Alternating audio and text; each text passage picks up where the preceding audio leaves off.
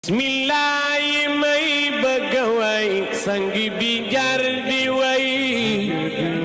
soo xamul ki may bëgg a way mooy amiin ci Tiwaawan bismillaahi may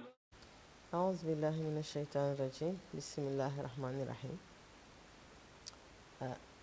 di nuyu mbokk yi ñuy seetaan yëpp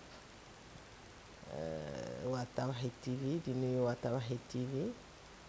mel ni télé bu bees la na yàlla jàppale leen ci loo leen bëgg ay fa ngeen namm mu yegg fa yàlla jàpp teg ci loxo yi ngi may bëgg waxloo nag ci góor gu neex a waxe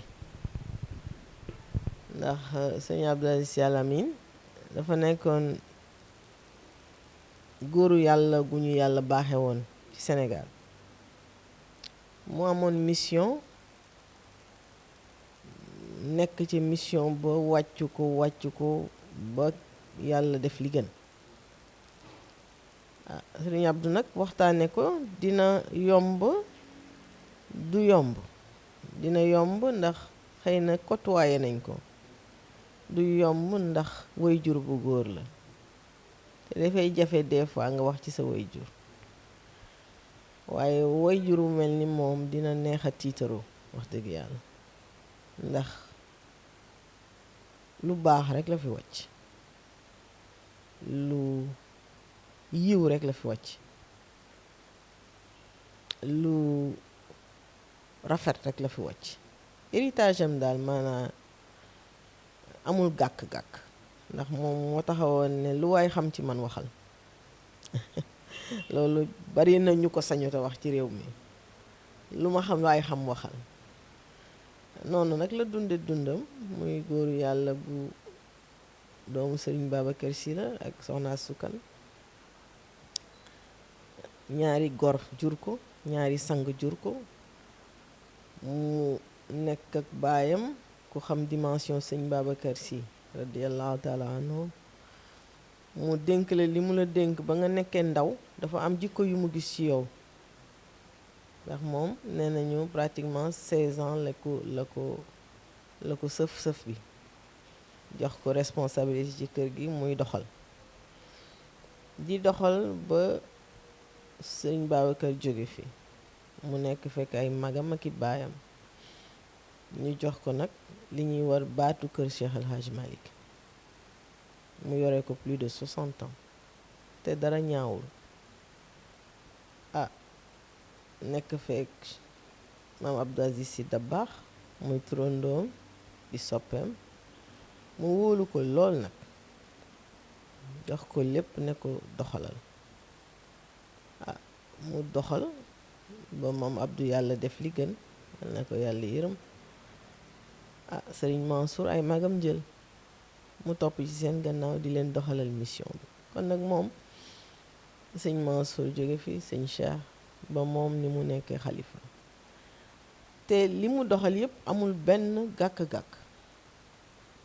ndax man damay faral di wax ne sëñ Abdou loo weranteeg moom bu yàggee rek mu yey la donc kooku nitu expérience la ci wàllu kër gi ci wàllu diine ci wàllu politique ci wàllu réew mi ndax dafa yàgg côtoyé dina wax ak moom ci wàllu socialam ñu bari loolu lañu xam ci moom daan na defal gor yi daan na lii daan na la mais social bi dafa am jikko lal mooy njub ak njubam parce que loolu daf ci daan soññ nit ñi même ñun njabootu boppam looy def mun laa na sell de na jub de et loolu c'est très important si réew mi fu mu toll nii avec tout ce que li ngay dégg ci réew mi da ngay xam ne ñooñu seen njàngale notion wu njub mooy looy def nanga ko teg ci yoon bul jalgati loi te actuellement discours yi mu daan wax c'est d'actualité ndax nit ñi léegi da ngay dégg dans tous les corps de métier l'armée la police les députés les politiciens mais attends qu'est-ce qui se passe dans ce pays bu ñu demee ba ñi nga xam ne ñoom la ñu nawoon ñoom ñoo war a montrer exemple ñoo da nga wax ma que ñi Samba Sula Faye donc nit ñi ñoo war a revoir seen façon ndax tout ça là ndax wut xaalis wut alal dafa am lu ko lal mooy jikko bu fa nekk bu fa alal nekkee amul njëriñ et que loolu nag moom ci ñoo loolu la daan ñaaxi nit ñi njub waaw njub moom lu sell lu ànd ak diine def ci nekkoon à cheval mu nekk fi itam défendre l'islam bi te ba muy défendre l'islam bi boobu kenn xalaatu ko boobu ñoom ay ndaw yi man je me rappelle bi ñuy gën a nekk xale ci dans les conférences fu ne mu ngi fay dem et loolu taxul woon du tarixa tijaan sax a taxoon muy def Sénégal tey jii bu arabisant yi nekkee ñii nekk professeur mais nanu ko gërëmee moom ak ay mbokkam ndax ñoom Pape Moustapha Cissé ñoo formé woon association fédération des associations islamiques avant loolu amoon na beneen association bu ñu bokkoon di défendre les arabisants parce que dañ doon doomu soxna yi dañ daan jàng ba pare génn ci daara yi du ñoom lu ñu def di wër di sëriñu tariyaax defi fi tappale mu fexe ba ñu di leen yóbbu dans les grandes universités arabes di leen jox ay bourses bu ñu ñëwee ñu dugal leen ci administration bi ñoom ñoo fi indi yooyu yëpp te nit ñi yooyu dañ koy fàtte parce que tout ce qu'il voit en sëriñ mooy sëriñ bi kaala gi dar gi mu ngi wax ak taalibe yi alors que ñoom seen dimension c'était une dimension universelle ñoom liggéey lu ñu woon tarixa kese dañ doon liggéeyal pour réew mi pour Sénégal pour diine ji donc tey jii bari na arabisant buy wax wala oustaz buy wax ñoom ngeen ko war a gërëmee ndax ñoom ñoo leen may ay wut xeex ba Senghor wut ay bourses dans les pays arabes ñu yóbbu xale yi ñu jàngi ñëw nekk ay professeurs d'université am benn standing de vie donc ñoom dañu yàgg xeexal réew mi au-delà de seen manteau de sëriñ c'était des citoyens modèles mooy ne lépp lu baax ci àddina bi foog nañ Sénégal la jag ndax je me rappelle dama fekk New York yàgg na boobu gën naa fi nekk xale ñu tase New York man maa ngi Canada di jàng mu ñëw New York mu fekk ko fa mu ñëw ñuy dem def visite un peu partout dans la ville ba yóbbu ko Rockefeller Center alors Rockefeller nag dafa xawoon impressionnant à l'époque taxaw immeuble yi Rockefeller Center centre financier la ñu xool c'est tellement beau mu ne ay waay sama Sénégal gi kañ lay mel nii waxul ci waawoon de Sénégal la wax donc moo lay wan ni ñoom lu baax lu nu gis ci àddina Sénégal lañ ko yéene bu génnee àll sax def 15 jours dootul bëgg dara ci àll bi nee nga ñibbi doo toog tuuti noppalu fii neex Sénégal Dakar donc ñoom c'est vraiment des patriotes quoi je veux dire seen degré de patriotisme nit ñi sax duñ ko xam parce que lu am lu baax lu ne Sénégal lañ ko yéene donc loolu tam modèle ñu won jeunesse bi ñu doxal nag réew mi dugal seen loxo ci biir réew mi ci politique bi ndax moom il était très politique de par son parcours aussi ndax moom sëñ Cheikh dem nañu def nañu seen parti ak ñañu ko àndaloon xeex contre Senghor def élection Senghor gagné leen ci këyit waaye ñoom au fond ñoom ñoo gagné woon élection yi mais ba muy def politique itam je crois que dafa jàppoon rek sëñ Cheikh lu mu dugg ca ndax mooy magam ñuy défendre nag ay principe waaw xam naa gagné sax taxu leen woon a jóg ndax mi ngi may nettali benn anecdote boo xam ne jour bañ leen gagné ñu am défaite ñu toog nee na sëñ Cheikh toog nii moom tëdd ci kawlal moom muy ataaya boobu xale lañu nee na sëñ Cheikh daal di ree bu bëgg dee mu gees ne ko looy ree mënu ko waaye ñun bu nu gañe woon fi nu ñuy def réew mi sama baaba ne ma gees ne ko kon yow li ngay xeex yow xamuloo nooy def réew mi mënu ko principe rek moo taxoon may def yan nag ñoom ba nu nekkee ndaw lanu engagé woon seen formation moo leen ko may seen teel a engagé nag politiquement ba xam réew mi di jëflanteel ak politique yi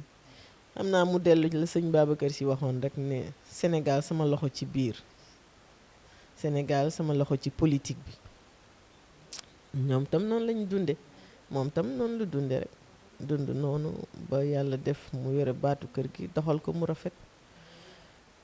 te li muy doxal mu rafet yëpp mi ngi dajale njabootu kër Alaaji Maalik ndax toutes les grandes familles dans ce monde dañuy am ay problèmes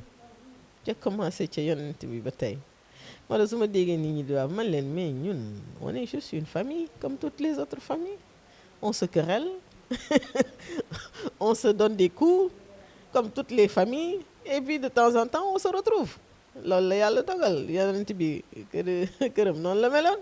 suñ na Seydina Aïcha xeex naag Seydina Ali ah waaw kon kay loolu lu normal la famille moo mel noonu mais du tee nag yenn saa yi ñu se retrouve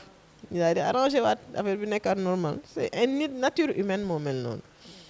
famille bu am tendance de pouvoir d'influence toujours il y a des problèmes mais du tee l'essentiel ñu ngi koy bokk donc noonu la mu fexe nag ci liggéeyam fexe ba dajale kër El Hadj Malick ndax liggéey na ci lu bari barrière yu bari wàcc noonu la dundeek njabootam ba keroog yàlla def li gën mu wuy ji boroomam muy dogal bu ñëpp nangu nag ndax yàlla moom mooy décider kañ moom la fi indi du la tàggu bu yóbbu itam du tàggu kenn waaye ñuy fier ci nekk njabootam parce que chance la di ko côtoyer parce que moom dundam yëpp damay faral di wax ne Sëñ Abdou amul vie privée li nit ñi tuddee vie privée xam ko sax na muy dundee ci biir néegam noonu lay dundee ci saalam noonu lay dundee ci mbedd mi c'est-à-dire que amul changement li muy bañ ci biir néegam moom lay bañ ci biir saalam loolu naturam la ni vie privée amu ko xamu ko sax donc ku mel noonu chance la nga côtoyer ko ndax chaque jour saa yoo ko gisee leçon la lay jox de par son comportement de par ses discours waxtaan yi muy waxtaan saa yoo ko gisee mën a jàng ci moom dara kon kooku chance la bu rëy la pour côtoyer ko donc ñun ñu am chance su côtoyer ko parce que benn moo ñu jur jël ci moom nag lu bare démb rek maa ngi koy wax man leen li ma jaaxal Sëñ Abdou mooy ni mu toll woon yëpp carte de visite am yëpp Sëriñ Abdou Aziz Sy la ci bind du jox sax sëriñ day bind Abdoul Aziz Sy fils de Sëriñ Babacar Sy alors man dama ko mës a tooñ ne que lu tax doo ci def porte-parole président de xawma lan les organismes membres de mu ree daal na ma nekk doom Sëñ Babacar doy na ma sëkk kooku wane na boppam donc aujourd'hui ñun njaboot gi te su may wax njaboot élargi lay wax parce que Serigne Abdou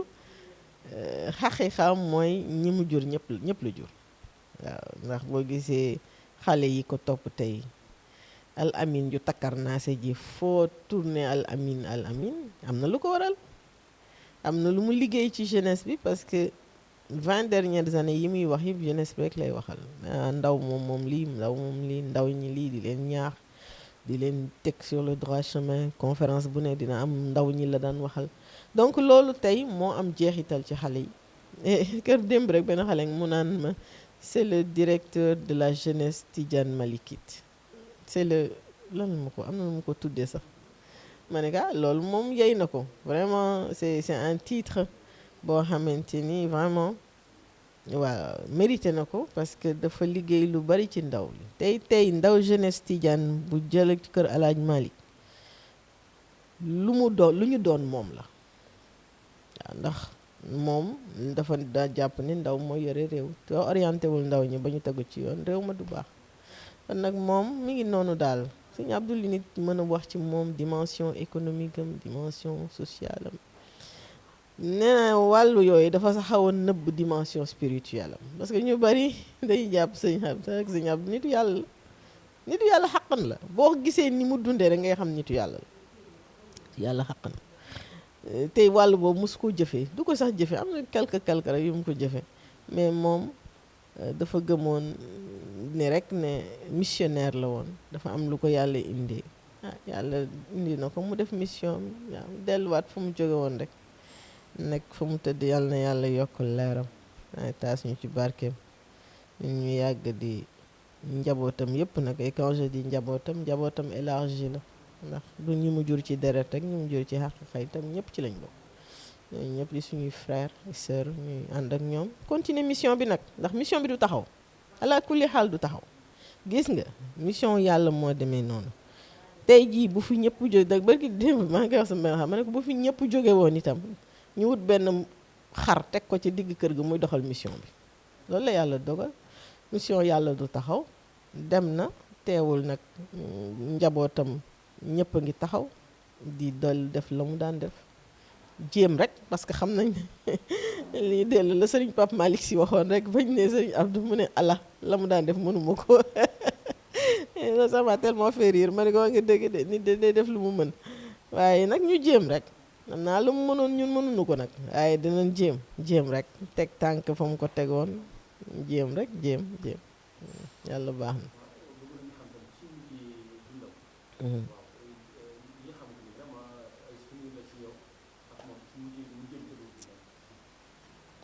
waaw mujjantalu dundam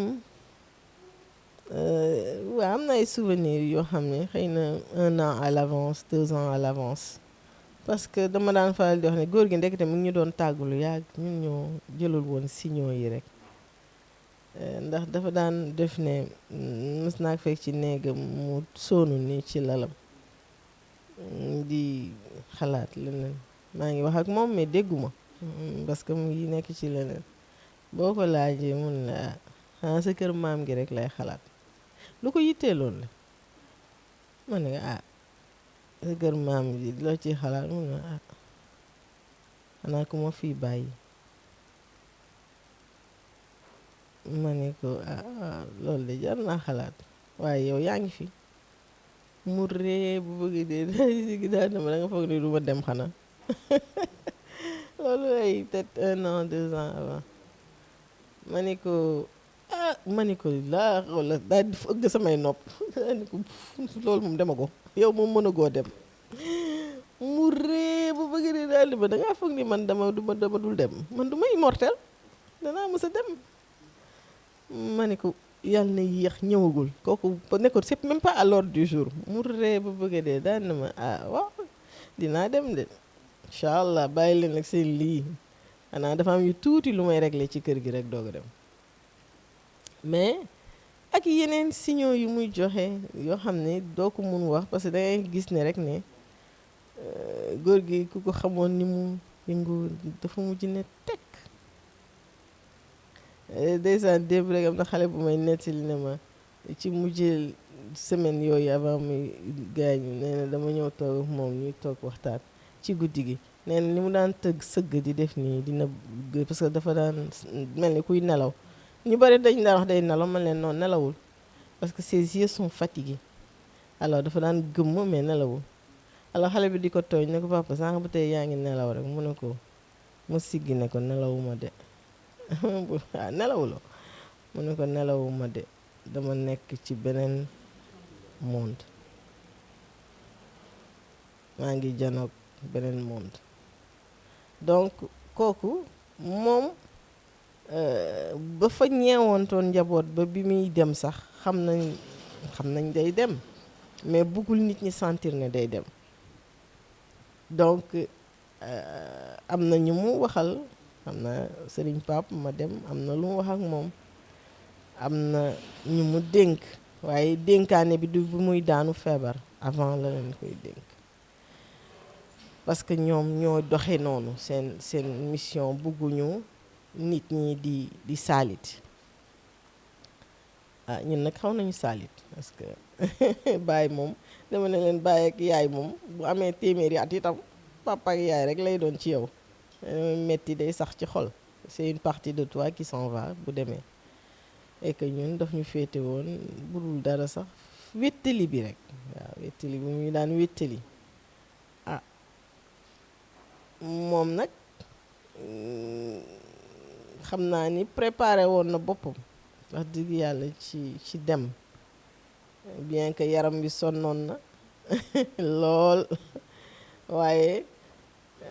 préparé woon na boppam tam parce que xamoon na ni day dem boo xoolee at mi mu mujjee rek ak ñi ko mujjee gis rek am na ci ñu bari ñoo xam ne am na ci ko xam ne ba mu mujjee gis laa xam ne daf ñuy tàggu seen discours am surtout discours am yi mu daan wax li nga xam ne rek na xam na ni daal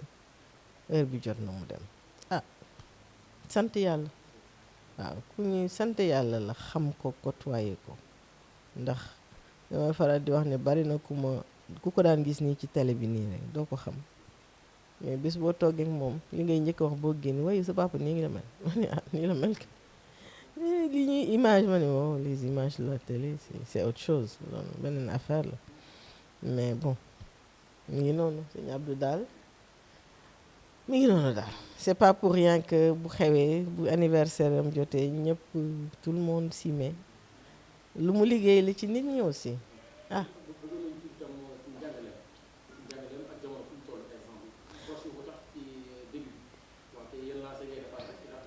waaw rappelé gor yi rek parce que nit ñi Sénégal fi mu toll nii je crois que war nañu jëlaat jàngale ñu mel ni Serigne Abdou nga xam ni pendant plus de ñaata at ñi ngi def conférence te seen discours yëpp ñi ngi ko axé ci njub seen discours yëpp ñi ngi ko axé ci njàng seen discours yëpp ñi ngi ko axé ci développement réew mi ku mel noonu tey boo gisee li xew ci réew mi yëpp ak seen modèle dund parce que ñoom duñu woon ay sëriñ kese dañu doon ay sëriñ mais c'était des acteurs économiques loolu c'est important sëriñ dafa war a liggéey sëriñ warul dunde hadiya mës na fi wax ne hadiya corruption la mais moi je le répète encore une fois yenn hadiya corruption la bokkul ak nag Ablaye mi wala jaag wala kenn ñëw yaakaar la yëkkati junneem jox la nga ñaanal ko ndax yow la yaakaar waaye am na forme addiya boo xam ne ku la ko jox daf la corrompre wala wax na ko fii ñëpp di yuuxu mais c'est la vérité ndax am na loolu yenn addiya ku la ko jox daf la corrompre seen modèle dund rek doy na aujourd'hui njàngale sëriñ dafay liggéey ñaq dunde ñaqam na ko Alaaji Malick daan defi Alaaji Malick c'était l'un des rares chefs religieux au Sénégal bu amoon tool di ci ñaq ci époque am ñi des ñëpp dañu daan toog rek ñu leen di jox addi mais c'était l'un des rares du ma ni moom rek la mais c'était l'un des rares sëriñ chef religieux ci réew mi daan am ay tool di ca di ca bay di ñaq di dunde ñoom loolu lañ topp sëñ Babacar noonu la dunde maam Abdou noonu la dunde ñoom ñëpp noonu lañ dunde ku ci nekk da nga amoon sa métier di ko liggéey ñoom def commerce nañu jaay nañu bay nañu sama bopp li muy boo gisee toolu buleel yi looloo ko indi buleel ñaata hectare la ba léegi mi ngi ñu ngi koy doxal ñooñ dañ daan liggéey dunde wuñu ñaqu taalibe yi boo xoolee itam seen wàllu diine doomu soxna dafay jàng doomu soxna ñu naan sëriñ day jàng mais léegi réew mi li fi xew kenn xamul lan la golo gu jóg rek ñun la sëriñ ñu tàllal la micro ngay wax di ratatati boo demee jàng ñaari aaya ñetti bayit ñëw di ñu bëgg rek coow léegi daal sëriñ si ay buzz la ñu bëgg li xale yi di wax sol grand boobu bu rafet basin bu rafet takk sa koppati takk sa écharpe yore sa kurusu yusur foog ni loolu mooy sëriñ sëriñ du loolu sëriñ da ngay jéem a da ngay orienté nit ñi ci lu baax c'est important waaw xam ñoom waaw ci relation dialogue islamo-chrétien ñoom dañuy dundal rek la yonent bi daan dundal parce que noonu lañ leen formaté nit ki c'est pas parce que bokku leen diine que sa noonu la ñoom dañu gëm Jésus-Christ ñun ñu gëm Seydina Muhammad sallallahu alayhi wa sallam te ñaar ñëpp yàlla leen sàkk du tee nag ñoo seq réew mi diggante bi ñu rafetal ko ba mu rafet dafa daan dem ci ñoom am ak ñoom relation je me rappelle ñun bi ñuy gën a nekk xale boobu Thiès lañ nekk monseigneur abbé naka André xawma naka Jacques Sarr à l'époque à Thiès mais xaritam la woon da ko daan seeti ñuy seetante di def ay démarches guddi dafa daan dem këram ñu toog waxtaan bu kenn relation bu formelle bu informelle boo xam ne yoonu kenn nekku ci relation yooyu moom la cultiver ah bu dul moom sax sëñ Pape Malick gis nga ni mu defoon ak l'église catholique parce que ñoom gëmuñu opposition gëmuñu waxtaan dafa gis nga dialogue fu mu amul mais man je me rappelle ñun bi ñuy nekk xale peintre bu Serigne Babacar catholique la woon moom la topp ba tey jii mooy peinture lu kër gi c'est ay doomam suñu kaw lal lañ ñoo bokkaan lal tey catholique lañu ñun ñoo daan jàngandoo dem école privée catholique jàngi donc bu dul dara ñoom dañu jàpp ni nit ki même boo leen jàng bokkul diine mais ay nit lañu c'est des citoyens sénégalais et il faut ñu dug ñun ñëpp a bokk réew mi te boobuñ bokk réew mi il faut ñu collaborer waxtaan ndax ñun ñëpp benn lañu bëgg mooy lu yéwénal dundu sénégalais yi ci wàllu diine ci wàllu leneen nag moom dialogue islamo-chrétien boobu moom loolu c'est des choses naturelles chez eux amuñu ñun suñu kër amuñu problème mu ay catholique on est des citoyens sénégalais ñun ñëpp man je crois que mes meilleurs amis c'est des catholiques def na ci liggéey bu rëy rëy macha allah nag na yàlla yokk seen leer ñoom ñëpp fa ñu tëdd taas ñu ci seen barke ñu yàgg di leen ñaanal ñu yàgg di ñu taxaw ah yàbdu nag moom wax ci moom dana bari na lool parce que dimension yi bari na li mu dund ci dans l'association Ligue islamique mondiale l'appel islamique les grands organismes islamiques yooyu nga xam ni lu ne défendre na ko fa ndeysaan am na benn xale bu mu daan àndal gaañu na sax Adama Fall na ko yàlla yërëm daf ma daan wax ci mujjig dundam moom gaañu na avant son papa ma fekk hôpital mu ne ma tu sais dama am envie écrire un livre sur sa papa ma ne ko ah bon loo bëgg a bind livre mu ne ma j'ai de tous les voyages qu'on a fait j'ai tous les billets d'avion ma ne ko ah bon parce que moom la naa àndal buy voyage mu ne ma amul fu ñu demul fu àddina te lépp pour Sénégal la et je veux que les Sénégalais sachent que ce gars-là c'est pas un sëriñ kese di ma nettali voyage yu ñu daan def dans le monde entier fu nekk mu ne ma te boobu sëriñ xalaatul dem foofu mu ne ma daan nañu wàcc Bagdad ci jamono mu ne ma mu wàcc ñu jël oto daw plus de 500 kilomètres ci biir Bagdad mu ne ma xam nga ku mu daan seeti mu ne ma ab màggat mu ne ma màggatu ndekete nitu yàlla la màggat chaque année bu ne cëpp Bagdad loolu lay njëkk a def day jël oto daw 500 kilomètres biir Bagdad seeti ko toog waxtaan ak moom pour 1 heure de temps dellu si waat mu ne kooku da ngay xam yitteem fu mu yegg ba ko c'est-à-dire que man même bi mu magee nii dama daan ree ndax def boobu mi ngi mag boo ñëwee yenn saa yi xëy suba ñëw seet si ko mu lay wax ay projet yoo xam ne dama naan sama xel waa sama papa moom xanaa dafa foog ni 18 ans la am non incroyable dama daan ree dama naan moom sama papa xanaa dafa foog ni 18 ans la am ni mag mi nga xamante ni yaa ngi màgget na wax ay wax projet wu mais noonu la ko yàlla binde woon nitu activité la nit c'était quelqu'un de très actif moo tax bëggul woon ko nasax bëggul woon ku inactif bëggul woon yooyu bëggul ndaw day yëngu dafa daan wax ndaw day yëngu waaye looy yëngu rek na nga ko teg ci kaw njub ah j'espère que nit ñi dinañ inspiré wu de sa vie parce que vraiment c'est quelqu'un qui a vécu une vie saine unificateur éducateur hors pair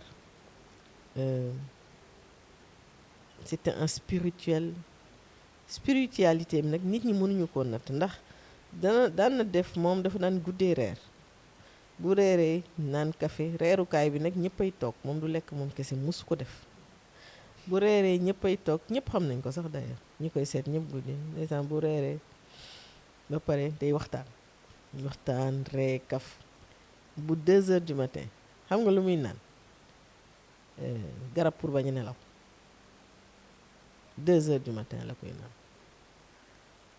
boo ko waxee loolu mun la foo ma jox yàlla lim moom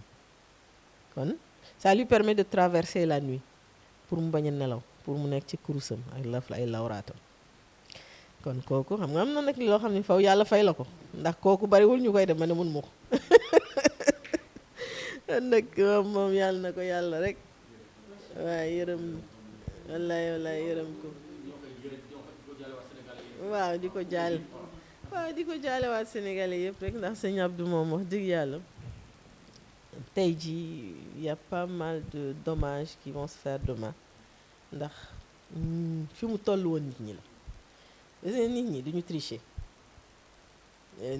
duñu tricher am na loo xamante ni bu dul woon dëgg ci ñoom duñ ko def te dafa marqué époque am et il a duré waaw dafa yàgg bari na génération boo xam ne moom rek la ñu xam ci kër gi ndax nag moo daan dem fépp moo daan ngénte yi moo daan takk yi moo daan dëj moo daan gàmmu yi conférence yi moo daan def fu nit jaxle nit mu taxawu la kon loolu forcément mu am jeexital ci ñi je crois que les dernières 30 ans Sénégal surtout la jeunesse tidiane moom rek la ñu xam donc aujourd'hui vraiment di ko jaalewaat Sénégal yëpp vraiment parce que nit koo xamante ni la liggéeyal na leen de xaw ma nag ndax nit ñi wan nañu voie itam fi ñu war a jaar te fi mu war a jaar bu ñu tegee tànkam fa mu ko tegoon yaakaar naa ne nit ñi réew mi dana dem fa nu ko bëgg nag yal na yàlla yokk leer bàmmeelam fu mu tëdd taas ñu ci barkeem di ko jaalewaat Sénégal yëpp di ñaan yàlla ñu bañ a teggi suñu tànk ci fa mu ko tegoon ba keroog mu nit ñu koy fekki ndax dina mës a ñëw yàlla na yeex nag asalaamaaleykum wa rahmatullah taala wa barakaatu jërë ngeen jëf bismillaahi may bëgg way sang bi jar di way